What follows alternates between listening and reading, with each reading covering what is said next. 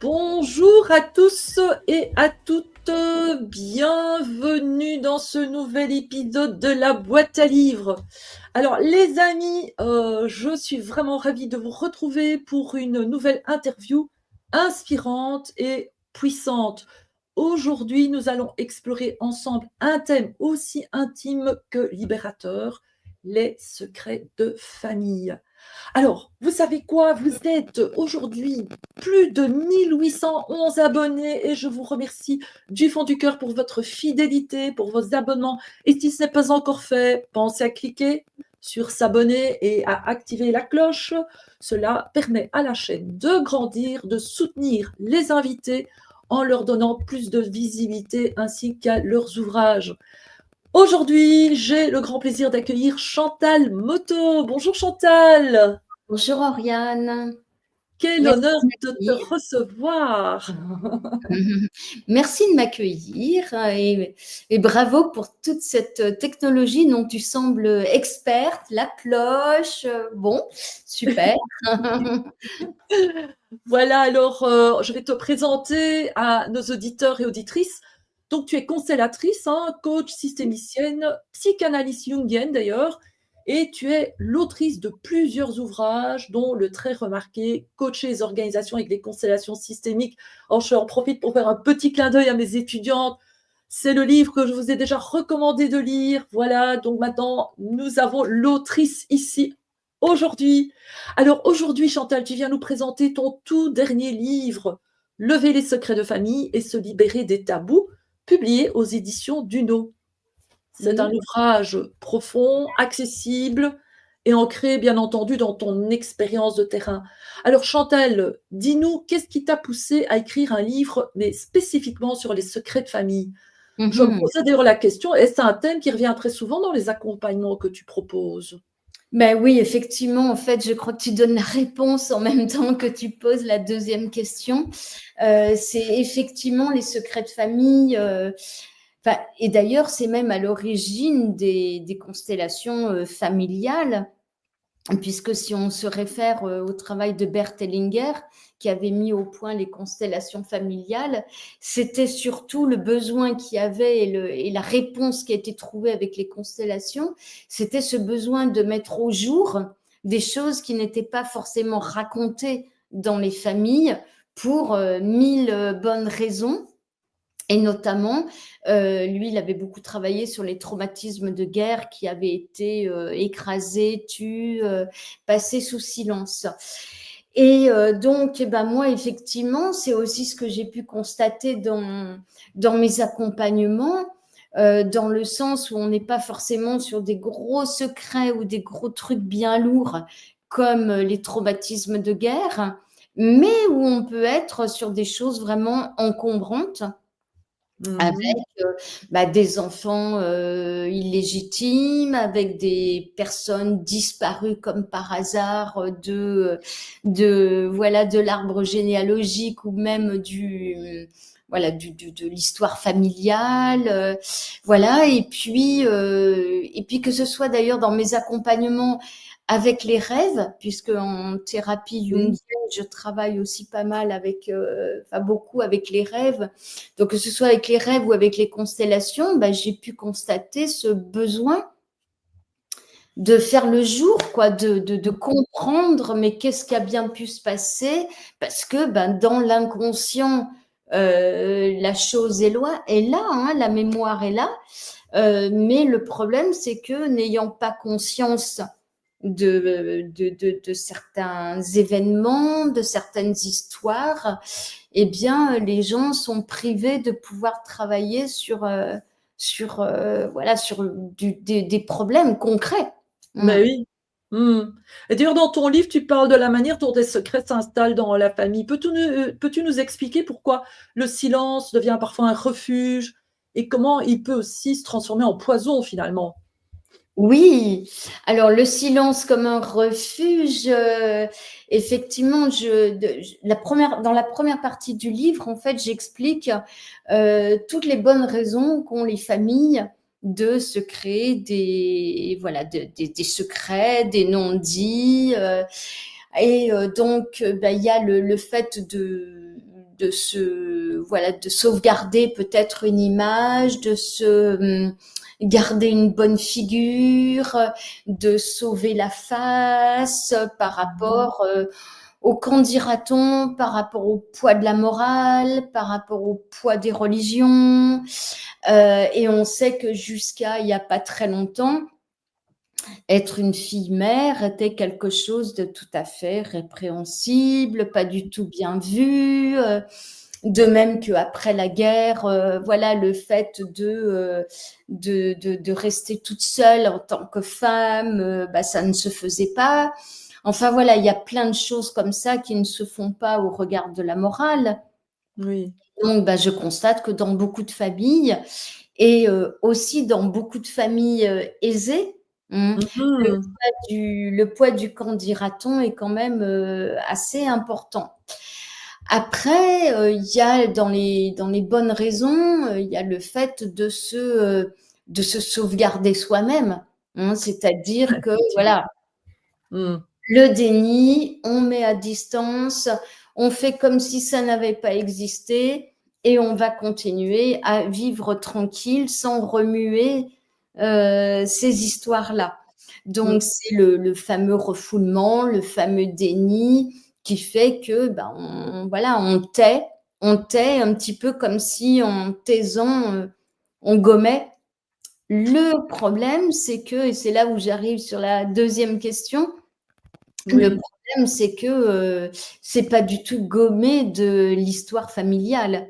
C'est pas du tout gommé de l'histoire de la mémoire. C'est pas du tout gommé de l'inconscient collectif. Et en travaillant sur les constellations et sur les rêves, on voit que l'inconscient collectif a une force incroyable. Oui. Et que cet impact de l'inconscient collectif, eh bien, il a un impact aussi, il existe sur l'inconscient personnel et que quelque part, on essaye, avec les secrets de famille, on essaye de passer sous silence, mais que le silence, il est envahissant, quoi. Et que, donc, du coup, les gens, ils portent ça dans leur histoire, forcément, ils le portent dans leur vie et Mm. on peut voir que c'est même pernicieux parce que ils se retrouvent peut-être à répéter des choses, répéter des problèmes ou vivre inconsciemment avec certains poids, Mm. mais c'est pernicieux dans le sens où ils n'ont pas conscience de ça, ils ont pas de quoi attraper l'histoire, donc ils sont un peu prisonniers finalement Mm. d'une histoire transgénérationnelle sans pouvoir mettre le doigt sur qu'est-ce qui s'est passé. Voilà, donc c'est effectivement quelque chose qui est peut-être mis en place, le secret, avec l'illusion de se libérer, mais en fait, ça crée une prison. Eh oui. Et Mm. d'où ce mot un petit peu bizarre que Berthellinger utilisait, les intrications. Le fait que on est intriqué avec un ancêtre et qu'on vit ou sa vie ou qu'on les répare pour lui ou voilà, il y a quelque chose qui se passe qui finalement nos choix ne sont plus nos choix, mais les choix que aurait pu faire cet ancêtre ou que l'on fait pour lui. Oui, ouais, tout à fait. Mmh. Absolument. En loyauté, à cet ancêtre avec la difficulté que on connaît bien dans nos métiers de constellation, avec la difficulté que ce sont des loyautés inconscientes et Mmh. qu'à un moment, il y a besoin d'établir un lien entre son propre destin, sa propre vie et le destin et la vie d'ancêtre ou de quelqu'un d'autre. À partir du moment où on a pu mettre en corrélation, ça y est, ça c'est clair. Tout à fait. On a compris que c'est pas fou, c'est pas insensé, c'est pas un hasard, c'est voilà, il y a bien une corrélation, il y a bien une descendance, il y a bien une loyauté qui s'est établie et qui est à l'œuvre. Et à partir du moment où on peut mettre le doigt dessus, où on peut en prendre conscience, on peut s'en libérer. Oui, et pour ça, tu utilises des constellations familiales. Également, tu les utilises pour travailler sur les tabous, les non-dits, hein, les fameux secrets. Mais pour celles et ceux qui ne connaissent pas cette approche encore, hein, parce qu'il y a un peu tout le monde qui nous écoute, peux-tu nous dire comment une constellation permet de révéler ce qui est caché sans forcément tout raconter? Parce que, c'est difficile de retrouver effectivement tous les faits concrets. Oui. Oui, alors c'est un outil qui permet de travailler sur, l'inconscient, justement.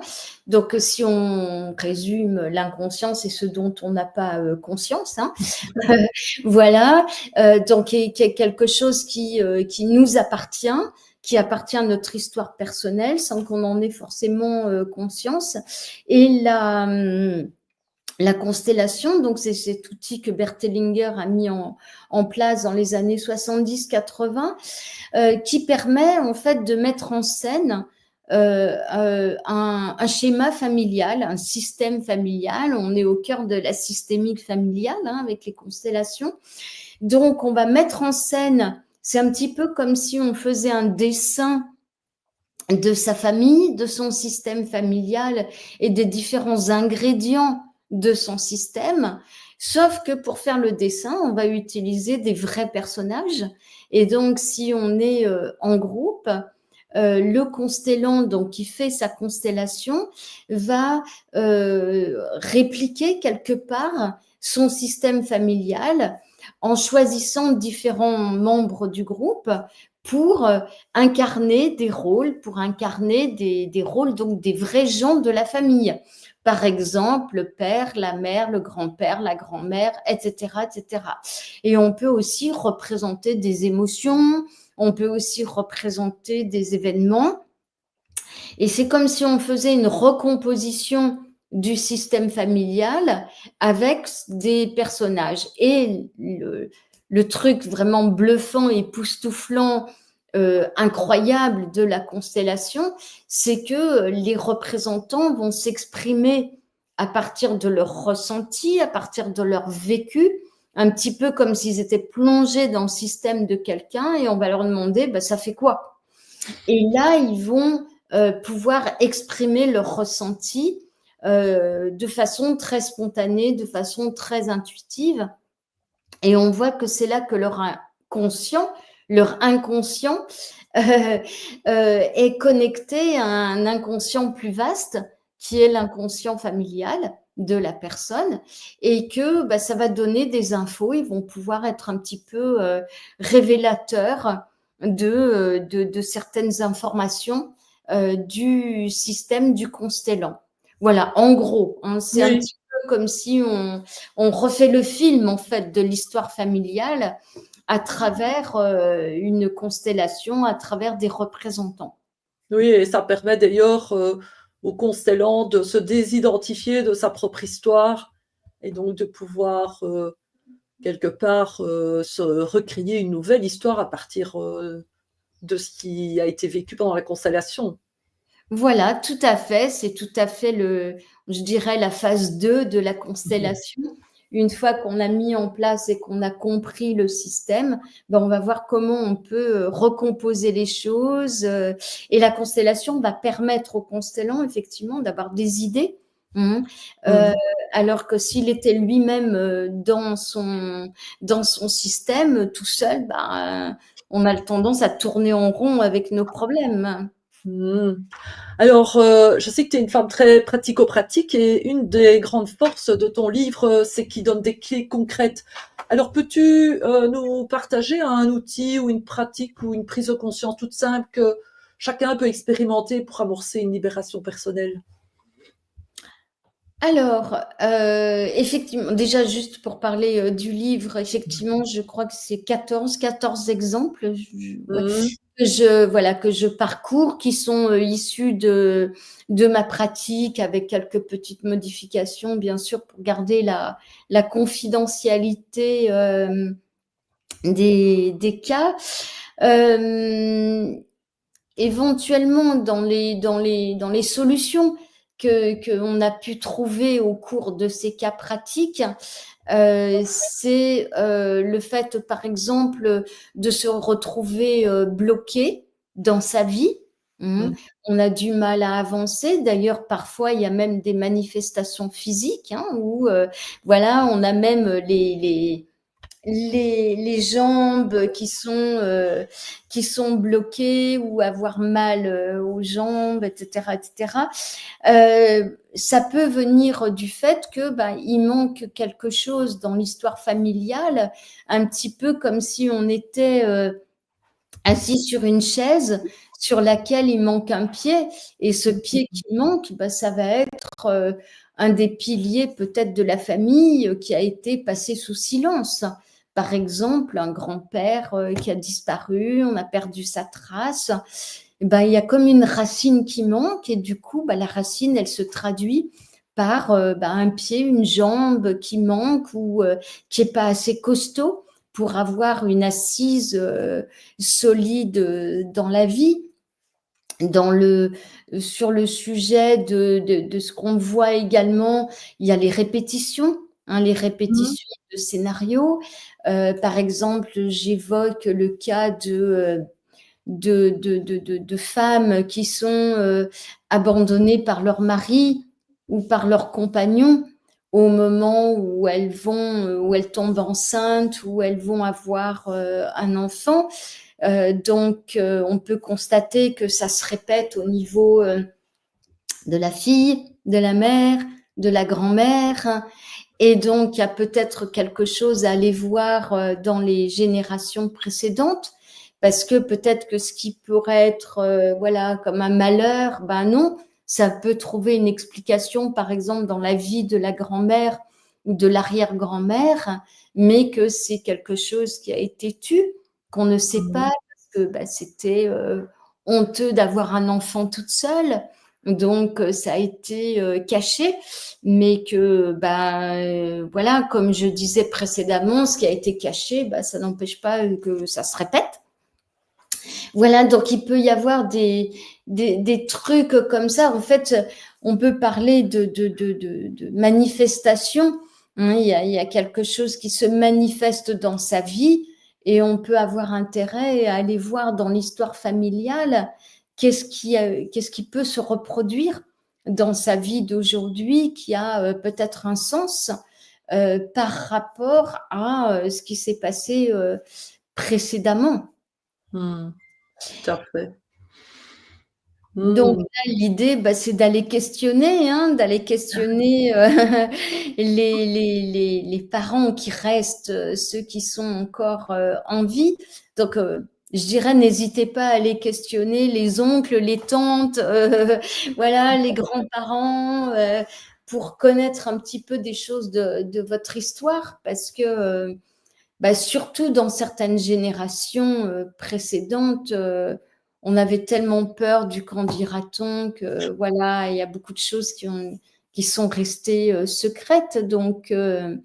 voilà, n'hésitez pas à ouvrir les livrets de famille pour découvrir les naissances, les morts, dates. Ça peut Oui, donner ça peut donner des corrélations intéressantes. tout à fait.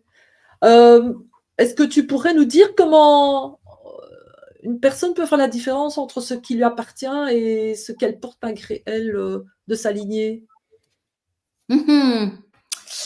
Alors, tu parlais d'intrication tout Par à l'heure. exemple, oui. Voilà, donc c'est effectivement l'intrication, c'est comment le scénario de quelqu'un se retrouve entremêlé avec le scénario d'un ancêtre.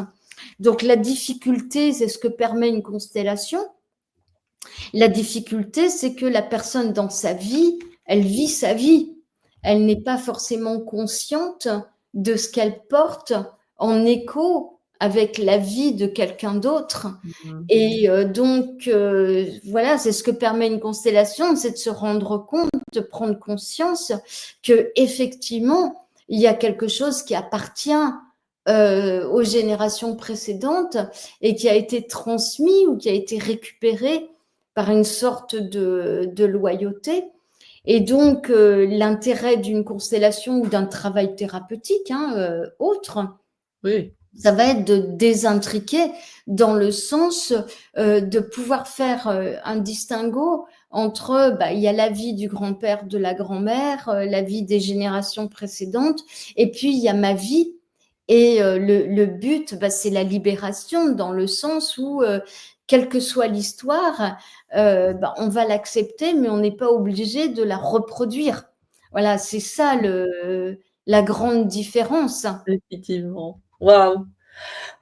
Ben, Chantal, je voudrais vraiment te remercier et même infiniment pour cet échange riche, éclairant et même incarné, hein, incarné dans la vie. Alors, pour celles et ceux qui souhaitent approfondir ce thème essentiel, eh bien, c'est tout simple, hein, il suffit de vous procurer le livre de Chantal, Lever les secrets de famille et se libérer des tabous, disponible en librairie et en ligne, hein. Moi, j'encourage à commander chez votre libraire, un petit libraire, pour favoriser les petits libraires, parce que c'est pas toujours facile de lutter contre les mastodontes. Hein, je ne prononce pas le nom, mais vous devinez. Alors, également, si cette interview vous a touché, n'hésitez pas à la liker, hein, ça ne coûte rien, ça fait du bien, ça permet de faire remonter dans les algorithmes de YouTube, de Facebook, de LinkedIn, parce que c'est partagé sur ces 3 réseaux sociaux, de partager cette vidéo autour de vous. Vous seriez étonnés comme cela peut parfois aider certaines personnes. Et puis, s'il vous plaît, laissez un petit commentaire pour nous dire ce que cela a réveillé ou éclairé en vous. Et surtout, n'oubliez pas de vous abonner pour ne manquer aucune des prochaines rencontres inspirantes. Petit clin d'œil déjà demain, parce que parfois je n'ai pas la possibilité d'imposer toujours le même jour à tous mes invités, mais demain, nous avons Elisabeth Horowitz qui vient parler du corps généalogique, comment le corps garde en mémoire aussi toutes ses mémoires, et ça fait un lien parfait avec cette interview ici. Voilà, je vous invite à prendre soin de vous et à explorer vos racines avec tendresse, douceur. Et à très bientôt pour un nouveau voyage dans la boîte à livres. Merci Chantal. Merci Oriane, merci beaucoup. Bonne journée. Bonne journée, au revoir.